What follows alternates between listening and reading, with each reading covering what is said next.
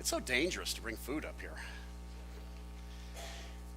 Our gospel for this morning is from the 4th chapter of Matthew. I invite you to stand if you're able. Jesus was led up by the Spirit into the wilderness to be tempted by the devil. And he fasted for 40 days and 40 nights, and afterwards he was famished. And the tempter came to him and said to him, "If you are the Son of God, command these stones to become loaves of bread."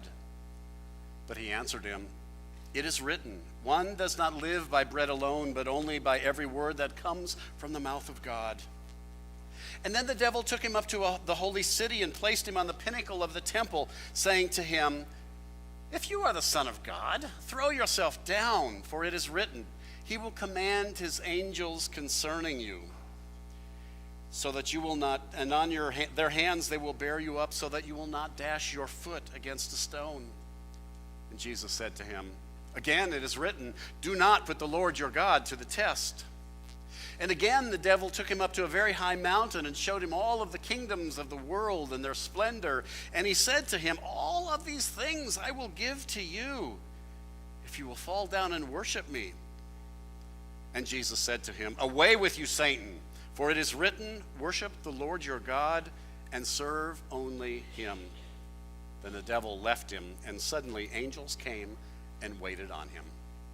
Our gospel for today. Please be seated.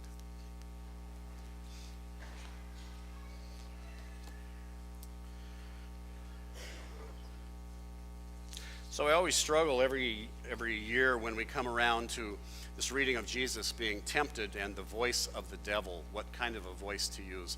Do you think I sounded like the devil? Thank you. Thanks. So there was a man who entered his local hardware store. He was coming in there to buy some super glue. And when he couldn't find it, he went up to the customer service counter so he could get some help there. And there was a young man, and he was standing behind the counter talking on his cell phone. Now, when he saw the man come towards him, what he did was he took his cell phone and he sort of turned his back to the man, and he kept on talking on his cell phone. And the call went on and on. You could tell it was a personal call. It wasn't business, because the man heard things like, so did you like the movie? Oh, really? Oh, you're kidding. What did Susan say? And finally, he cleared his throat, and the clerk gave him a sharp glance, and he just kept right on talking. By now, this man was getting just a little bit impatient. He said, "Pardon me, I need to ask you a question." And the young man let out a great sigh. And he mumbled something into the phone, something like, "Catch you later, Charlie, I gotta go." And then he turned to the man who wanted to ask a question with a very exasperated face, and he says, "Well, what is it?" The man says, "I'm looking for super glue." And he says, "It's over on the third aisle. It's in plain sight over there." Didn't say it very friendly at all. And as the man walked down that third aisle, he got angry. And the more he walked, the angrier he got. "How dare you treat me that way? How dare you treat a customer so rudely?" And the man later on said, "I was tempted to go back there and give him a piece of my mind." I was tempted. What does that mean? Bill was talking to one of his friends, Gloria, one day. And she said that Frank is her husband, has all the luck, she said. Seems that Frank was scheduled for a midwinter business trip to go to the Virgin Islands. She said, "I could go with him. He's got enough frequent flyer miles to take me along, and it would sure be nice to get away for a few days from all of this cold and all of this routine. But the kids are in school, and we'd have to leave them all by themselves. And with all those parties that we've been hearing about in these homes when parents leave their children there, well, we trust them, but I hate to place them in that kind of temptation." What does that mean? Wilbur was flying home from a business trip. Now, the guy that was sitting next to him was reading USA Today, and he takes the paper and he pushes it over into Wilbur's face, and he says, "There she is." And Wilbur sees this colored photo on the front of the page of this very attractive young woman in a swimming suit. And Wilbur says, "Well, who's that?" He said, "Who's that?" "That's the new cover girl for the Sports Illustrated swimsuit edition." "You going to buy a copy?" he asks this guy traveling with him. He says, "I don't know. I'm tempted to." What does that mean?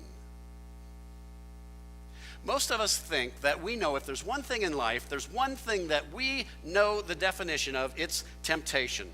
If there's one theological word that does not need to be further explained, that connects firmly and vividly to our everyday experience, temptation surely is that word, is it not? We face it all the time. Temptation hangs in our environment like the flu virus, just waiting to get attached to one of us, threatening to break down our resistance. We're tempted to break our diets. We're tempted to flirt with somebody at work, to cheat on a chemistry test, to fudge on our taxes, to gossip about a friend, to lie our way out of trouble. You name it, we have probably been tempted to do it. We are always being tempted to do things that we know we shouldn't do. We don't need any instruction on temptation. We know all about it. But do we really? Do we really know what this temptation that the Bible's talking about is really about? In today's lesson from Matthew, it's a story about human temptation, Jesus' temptation, our temptation. And I think it throws another different kind of light on what temptation really is. What does it mean, really, to be tempted? Several years ago, there was a man who wrote a very small little book that became one of the bestsellers. It was on the bestseller list. His name was Robert Fulghum. And he wrote, "All I Really Need to Know, I Learned in Kindergarten." Anybody familiar with that at all? It is a great little book. In that book, the author says the deepest wisdom he knows about life was learned not at the top of the graduate school mountain, but in the kindergarten classroom, in the sandbox, playing with other children. It was wisdom like share everything, play fair, clean up your own mess, say you're sorry when you hurt somebody, don't hit people. When you go out into the world, watch for traffic, hold hands, and stick together. Well, if Robert Fulghum got his deepest wisdom from ordinary life in kindergarten, perhaps that might be a good place for us as Christians to look for wisdom about our life, about our faith, about a theological concept like temptation, because I bet we learned it in Sunday school at a very early age. Maybe that's all we need to know about temptation is what we learned in Sunday school. The best measure of a person, one Sunday school teacher said, the best measure of a person is what you would do if you knew that somebody would not find out. The best measure of a person is to know what they would do when they knew that nobody was going to find out. Now, maybe Jesus didn't say it exactly like that, but I think that gets pretty close to Christian wisdom. When you take away all the lust for reward and all the fear of punishment, nobody will ever find out. What you do in life grows out of who you understand yourself to be. In other words, the Sunday school teacher was moving toward a profound gospel insight. Christian ethics grow out of Christian identity. The decisions that we make in life are a product of who we understand ourselves to be. That's the message in today's gospel reading. The devil isn't tempting Jesus to misbehave, in a sense. He's not tempting Jesus to steal a wallet or to sneak a peek at a dirty magazine or to cheat on his taxes or to pick a fight with his neighbor. It is so much deeper than that. The devil is tempting Jesus to ignore his baptism, to deny who he is, to forget that he is a child of his Father in heaven. I think it's significant that Jesus went out in the wilderness to be tempted immediately after he was baptized. When the skies opened up and there was a voice from heaven that said, "This is my Son, the beloved. With him I am well pleased." He was saying, This is my heir. This is my son. You are the heir to the identity and the mission of my people. He was saying, you are my prophet, my priest, my anointed, my suffering servant. You are the one I'm sending down on this long and painful road to Jerusalem. You are the one that's called to drink this bitter cup of sacrifice. You are the one I'm delivering into the hands of those who are going to kill you. You are the one I am sending to bear the cross for salvation for all people. You are the one I am entrusting the promise of redemption to. You are the one. You are my son, and with you I am well pleased. And because we belong to Jesus Christ, we're a part of that story.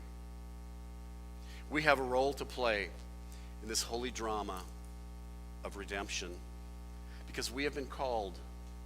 We have been called in our own baptism to be God's beloved children. And a world where might makes right, we have been named ambassadors of reconciliation. In our baptismal identity, to be those who sow love where there is hatred. We are called to do that, to sow hope where there is despair, faith where there is doubt.